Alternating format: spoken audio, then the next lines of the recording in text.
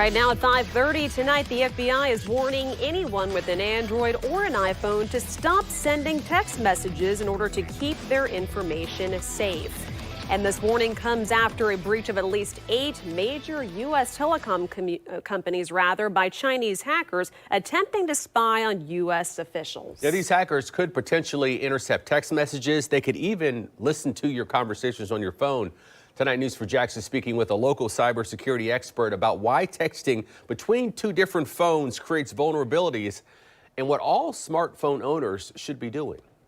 The average American sends or receives roughly 40 text messages every day, rather than having an over-the-phone conversation, according to a Pew Research study. There are communications that may not be as private as you think.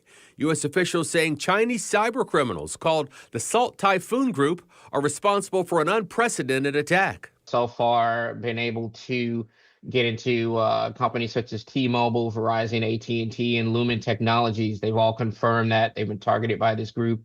And unfortunately, they've been able to access a large amount of metadata across those organizations. Eric Franklin, who works with Scarlet Cybersecurity as their director of client services, says the attack is particularly concerning because text messages between Android and iPhone users expose the users to more vulnerability.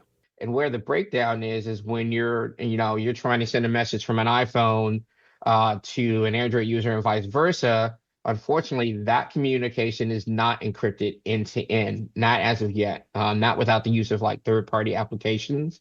And that's where the FBI is warning, users out here to just please be aware of what you're sending, especially when you're sending it across those formats. Franklin suggests smartphone users take these precautions. Avoid texting any information that you don't want anyone to have, especially social security numbers, bank account information, and passwords.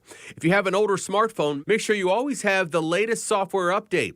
And instead of text messaging, use encrypted services like WhatsApp or Signal. A part of this investigation is that not only are they accessing text messages, but if it's not an encrypted phone call, they can actually hear, what you're saying. They can get that information. So kind of scary that we all have these devices that we use day in and day out.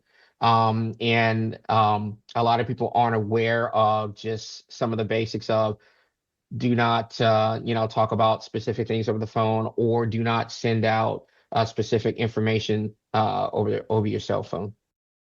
Now, U.S.